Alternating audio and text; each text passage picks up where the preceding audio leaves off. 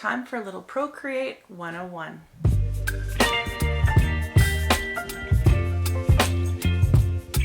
Hey creatives, I'm Michelle. Welcome back. Today I thought I would talk about Procreate, and if you are an artist or creative at all and you have an iPad and you are not using Procreate yet, I highly suggest that it's something that you try out because it's an amazing app and I think it will help you with your art and your creativity. Even if you don't want to produce digital art, I still think it's a great tool for any artist or creative to use, whether it's just formulating ideas, playing around, trying out different techniques or colors. There's lots of things you can do with it as an artist, whether you want to be strictly a digital artist or you just want to use it to supplement your physical art. I think it's a great way to, play around and just have that added tool in your box to create amazing works of art and just be creative in general. So if you're someone that's thought about Procreate but never tried using it, today I wanted to do a little introduction, a little basics 101 in Procreate of why I love using it and why you should try it out as well. Now, I'm not sponsored or promoted or anything by Procreate, but I just wanted to talk about a tool that I really love. This app has really helped me to think outside the box, to create different kinds of artwork that I wouldn't have been able to create without it. And as much as I love doing physical art with, paper and canvas and paint and pens, I think it's just a great addition to your creative process and your artistic journey in general. So whether it's something that you just want to play around with while you're sitting on the couch, or it's maybe something that you want to make into a full-time career and be just strictly a digital artist. So I'm just going to go over some of the very simple functions of the app. I'm not going to go into details. That's something that you can find lots of information of on YouTube and other videos. People do a lot of how to use Procreate and tips and tricks. This video is really just to show you why you should be using it and why I think it's a great tool. So if you already use Procreate and you're a pro at it, you probably don't need to watch this video, but I'm happy if you want to anyway. This is more aimed at people who have never tried using it or they really just dabbled in it but don't know what to do with it. I just wanted to go over the basics of how to use the app and then why I think it's amazing tool to use.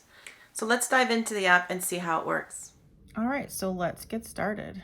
So here we have our Procreate app. I'm going to start at the beginning. I'm just going to show you kind of where I started with it. Keep in mind, I've really only been using Procreate seriously for about 6 months. So back when I started, I just used it to do really simple, I was just playing around with brushes, using it kind of like a sketchbook and just trying out and seeing what I could do on it. So just playing around and doing a lot of silly things. So that was kind of last year when I had the app, but I wasn't yet getting back into art. So I just kind of played around without anything too seriously. Then you can see I just started doing other kinds of stuff. I'm not going to open everything because I don't want the video to be too long. I really want to dive into the Procreate app itself and the functions of it and why it's useful. But I wanted to give you an idea, if you've never used it, of some of the things that you can create. So I've tried doing realistic drawings like this ice cream, which is just basically what I would do if I was sketching it on paper. I have done things like these, just abstracts, just playing around with different brushes and textures and just experimenting and trying fun things, which you can do.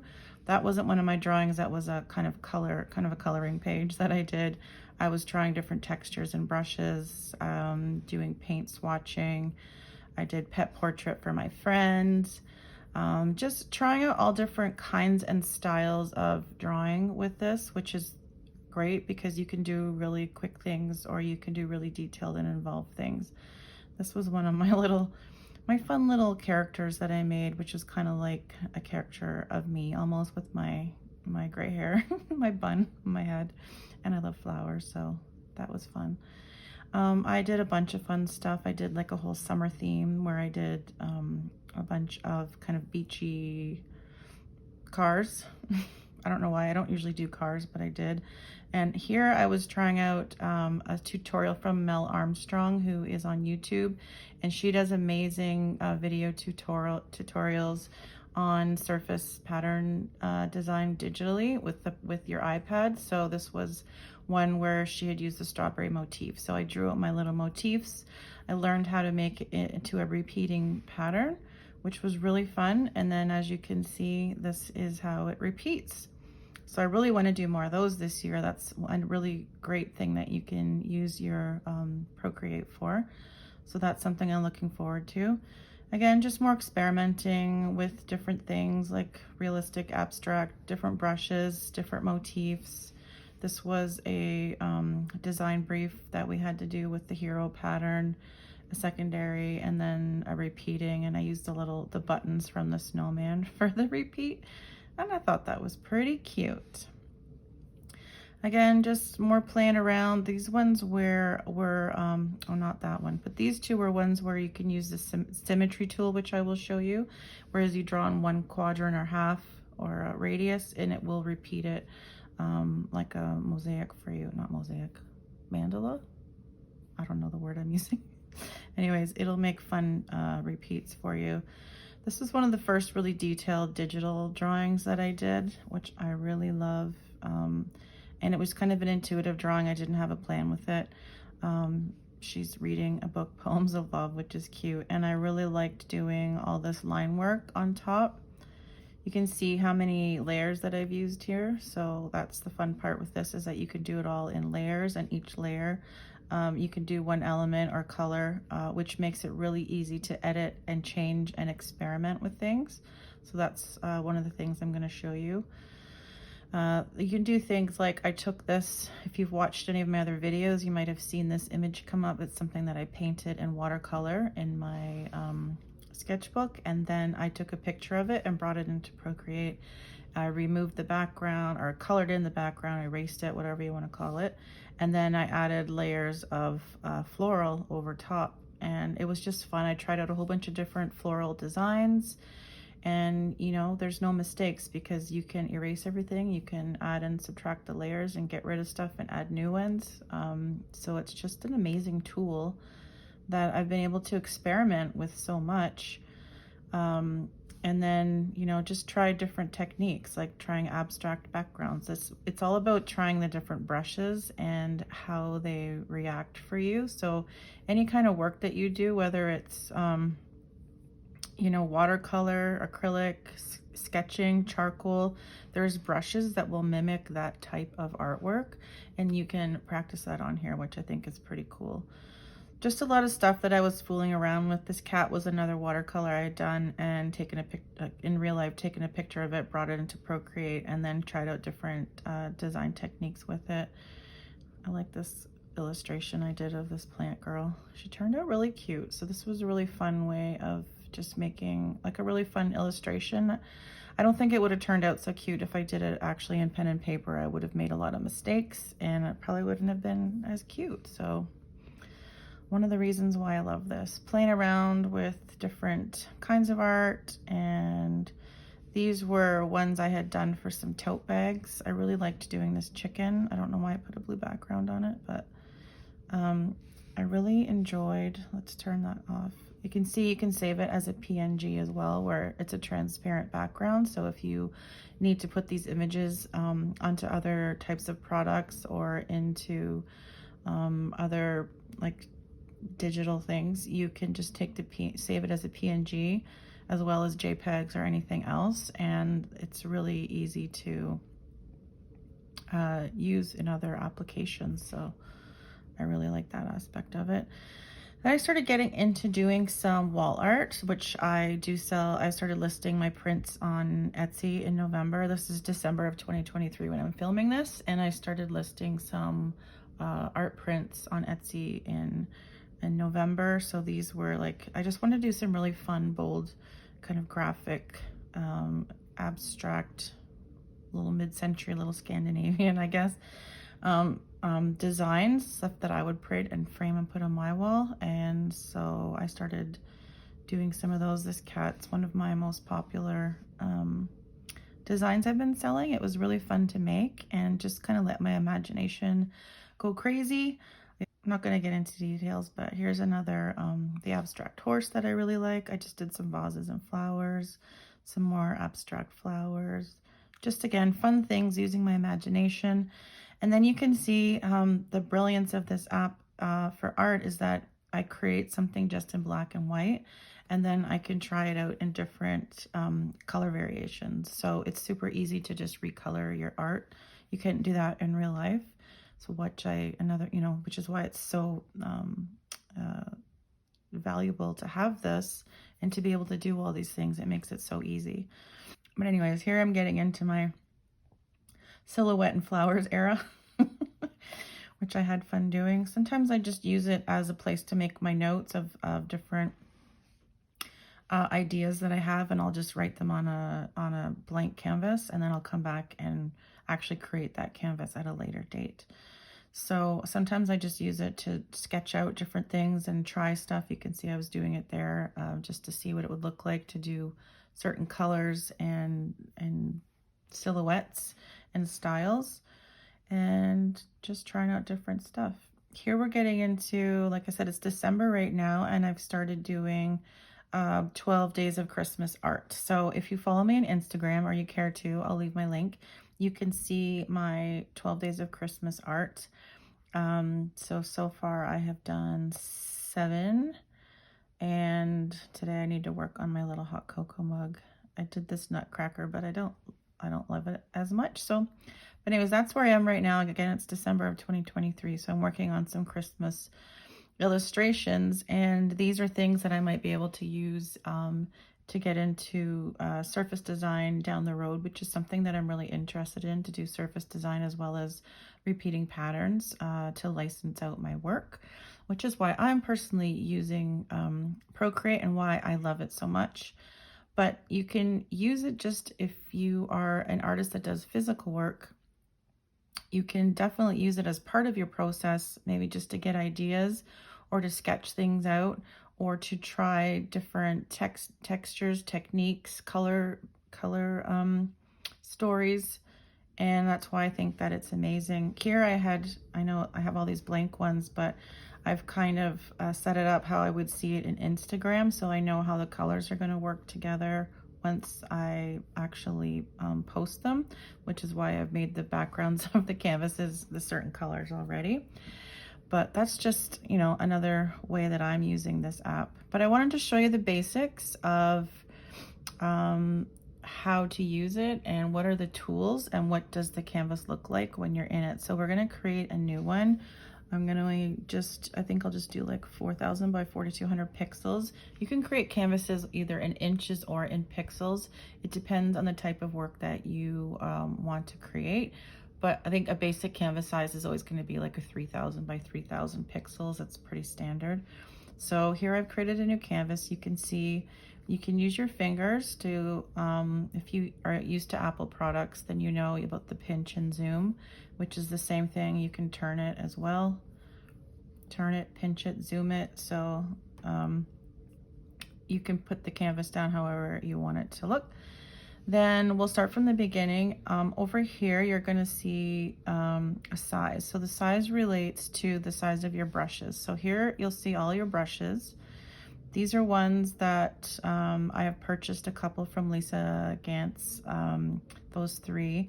But everything else from here down is all the brushes that come standard with your Procreate app. And there's sketching, fine tip for sketching out your ideas, all different kinds, like HB pencil 6B. Some are a little more gritty and some are a little smoother. You go into inking brushes, which are a little smoother and less pencil looking. Drawing, calligraphy, painting, you can get into some really interesting effects. They just have plain brushes, ones that give you more of acrylic texture, even some that give like oil paints, gouache, watercolor. I mean, these are just basic, and I bought watercolor and gouache brushes. You can go on like places like Creative Market and Design Cuts. I can't remember. There's another app where you can buy a lot of digital assets like brushes and things like that, which I've bought a few, and I will probably be buying a lot more, because the more brushes you have, the more you can really do with it. But you don't want to get overwhelmed, so just start with the basics. If I want to start with something like I'm going to sketch out an idea, I might take like an HB pencil. So once I've picked my brush, then over here you can see it's going to give you the size. So I'll have to pick something that you can actually see. I think a 6B is better. A little bit better. I don't know if you can see that.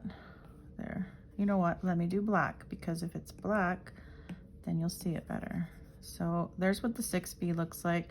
If I want it to be smaller, I just make it smaller. And then this one here is the opacity of your brush. So that's at full opacity. If I don't want it to be as opaque, then I can turn that down a little bit. If I made a mistake, you can hit the go back button, which is here, and that will delete. The other thing that you can do, which I love, is the 2-finger tap. So if you made a mistake, then you tap, tap, tap, it will delete everything that you've just done. But if you decide you wanted to have that back and you didn't want it to be erased, then you hit 3 fingers and it will bring back everything that you've done. So tap, tap, and get rid of it, bring it back. There's so much here that you can use, like there's no mistakes, because you can go back and you can go forward until you figure out what it is that you like. So there's the erase tool as well.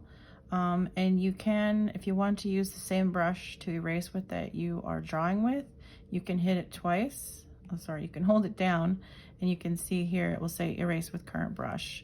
So then it will just erase with the one I was using. But you can make it any brush you want if you want to have certain effects. Say you've drawn out or made, excuse me, say you have a big area and you want to actually erase the detail, you can decide what kind of brush texture you want to erase it with as well, which kind of makes it really versatile. So the other thing that you can do, let's put down a bit of color, and I want to show you how the blending tool works. Let's go to painting. We're going to use the round brush. Whoops. Oh, that, if you hit any brush and if you tap on it again, it will bring up the brush properties. And here's where you can change the properties of any of the brushes. And this is how a lot of people actually create their own brushes to sell, or create their own brushes just for their own personal use. So you can take any brush and you can change like the spacing. You can see the spacing of it changes, the jitter. So that's how wide it goes. So basically spacing is how far apart, and then the jitter is how wide it goes. And then the fall off is, you know, how much that it disappears when you're after your brush stroke. So those are all things you can change. Let's put that back to where it was. I don't know where that was. So that's the basic thing. And then there's all these things I'm not going to get into because this is more advanced stuff, but you can change all the properties of your brushes so that it does more of what you need it to do. Okay, and then when you're done with that, then you hit done and you go ahead and use your brush. So I'm going to grab a couple colors. Let's just do this nice purple or mauve. I don't even know what you call it. It's like a smoky color. And then why don't we take this pink and we'll go right beside it and just color it a little bit. So then I pick my smudge tool, and you can see that it will kind of blur the lines a little bit. It just kind of takes the color from, like if I did it over here with the white, it's going to bring the white in. So you can see how you can use this as kind of a blending tool. You can take your time with it and you can, you know, really blend things in so you don't see harsh edges, but it's just a nice way to like blend stuff in if you don't want that like harsh line. So this is a really strong contrast here, so it's going to take a little more time to really blend that in, but you can see what it does here, how it takes the colors and mixes them together and blends them. So it's a great, really fun tool. You can do a lot of stuff with that smudge tool. I might not have explained it very well, but that's what you can do. So that's the basics of your brushes, your smudge, your eraser.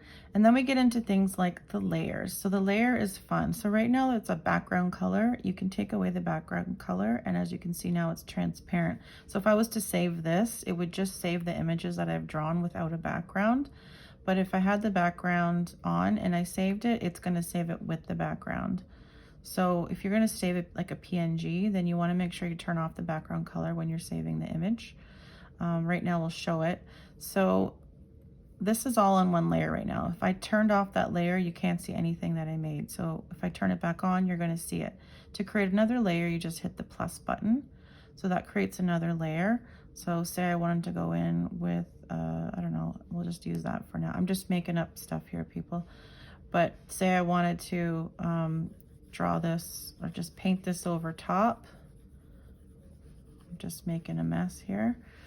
But so now I have that on a separate layer. And if I wanted to come back at another time, maybe I wanted to see what it looked like without it, I can turn that off and you won't see it. Maybe I wanted to come back in and add some texture to that layer only. So what you do is once you have this layer selected, if you tap it again, you're going to see all of these options. So I can do something like if I hit alpha lock, then I'm going to say I pick a different color, then it's only going to color on the layer that I have just drawn. See how it doesn't go past? It just draws on the color that I've laid down on that layer. So that's the alpha lock. So if you want to add texture to something, that's a great way to add texture and not have to like erase around everything. So that's the alpha lock. And then if you turn that off, you can also do a clipping mask, which will then clip it to whatever layers underneath. So this is going to look a little weird, but if I put clipping mask on that, then it's only going to draw on the layer underneath it. So it's kind of the same idea, but one's a mask over top and one is filtering on that specific layer only. It takes a little while to figure out what's what, but there's lots of great stuff that you can use here to create different kinds of details and effects, and the more you use it, the more proficient you will get at it. So don't be confused or overwhelmed. I'm just trying to give you a little, like I said, 101 are what are the capabilities of this app and why I think it's amazing to use, to try. So those are layers. There's lots more things you can do. If you hit the N here, you can have all these options. Here you can see the opacity. So that's going to be the opacity of that particular layer. You can see where it's just making it more opaque or translucent depending. So that can really help you if you just want some layers to give like a slight effect and you don't want to see the whole thing. And then you can also use this by changing how you see it. So you can see like linear burn, color burn, multiply. It's going to give different effects to the colors on that layer. And sometimes you can create some really interesting stuff out of that. So lots of things you can play around with. I'll just leave it on normal. So you can go in there and try that opacity and then all the color effects.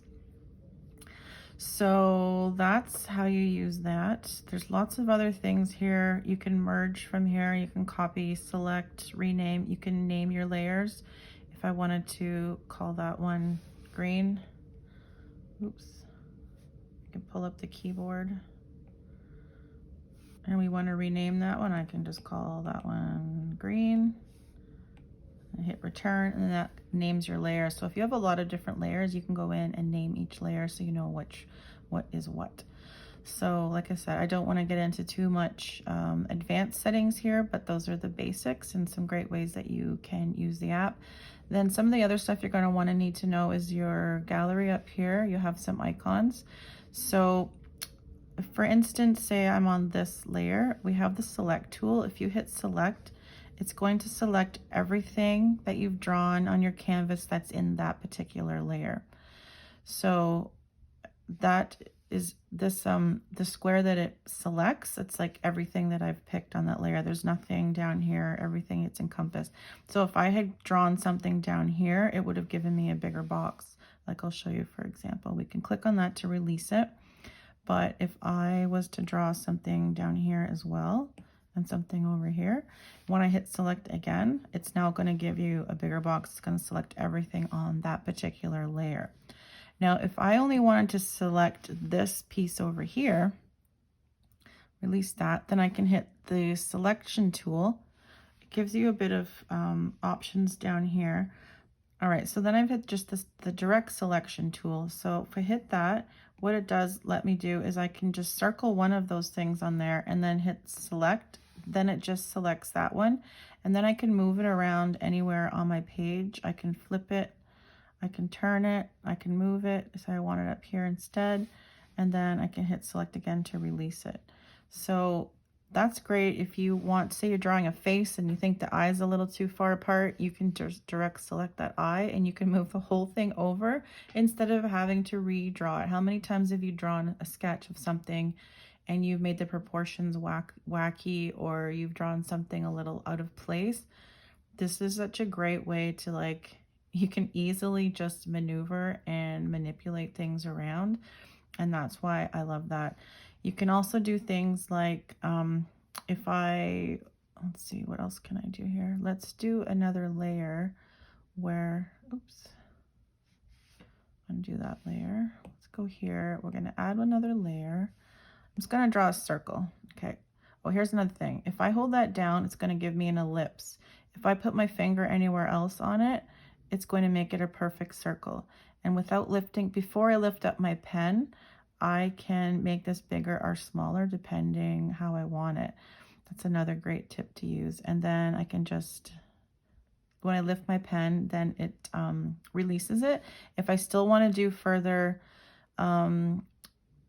adjustments to it before I do anything else, it's going to give me the option here to edit the circle, and then it will give me a whole bunch of different options that if I want to edit at this point, it'll give me some points where I can now manipulate it again. There's just so many tools here, guys, that you can do. It's amazing. But anyways, I wanted to show you. So if I'm on this circle is the only thing on this layer, and if I wanted to copy and paste it again, there's a couple ways I can do it. One is 3 fingers down, and I can copy it. 3 fingers down again, and then I can paste it, and it automatically selects it. So then I can just move it around. Now it's on its own layer, so you can see they're both on separate layers. But if I wanted to have them both on the same layer once I'm done with them, what you just do is you pinch them together, and now they're on the same layer. Okay, so those are the selection tools and some of the other things that you can do to manipulate your drawings, which are pretty cool. And then we have the magic wand, which is just all different adjustments that you can do. I'm not even going to get into any of these right now because they're a little more advanced, something you can play around with. I don't want this video to be way too long.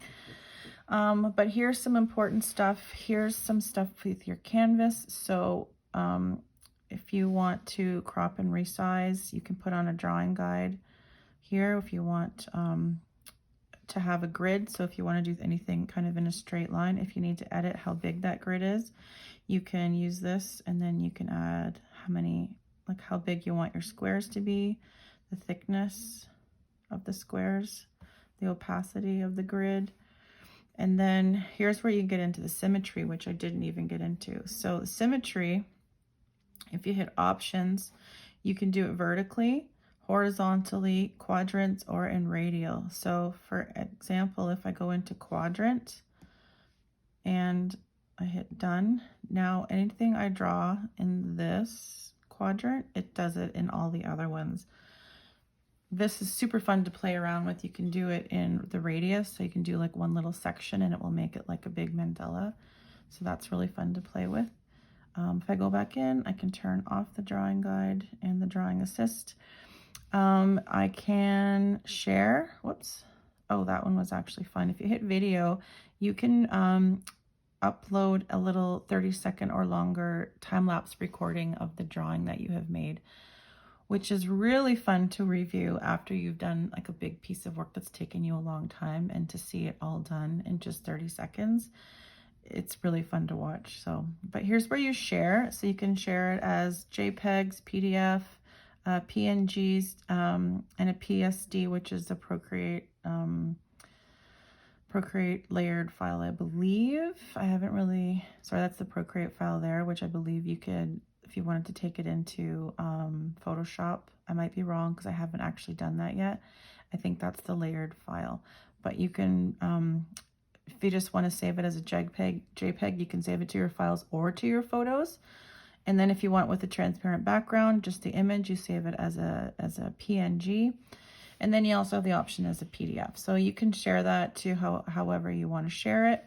You can add things in, like you can insert files for references. So if you want to bring in photos that you have that you want to use as a reference in some way, you can bring those in as well. So those are just the basics. Again, I didn't want to make this too long. I just wanted to give you a little introduction on why I think that this app is a great tool for everyone to use, whether you're just getting started. Even if you love doing physical art on canvas or paper, I think it's a great tool to kind of come up with ideas, sketch things out. Like I said, try different techniques, different color stories. There's so much that you can do with it if you just want to make coloring pages for your friends, or you want to be a digital surface designer. Like, there's so much that you can do with this app. So I hope that helps. If you have any questions, please leave them in the comments and we can address them. And also, there's tons of other information on other YouTubers that teach you how to use this app in way better ways than I could. But I just wanted to kind of give you the inspiration and the push if you've been thinking about using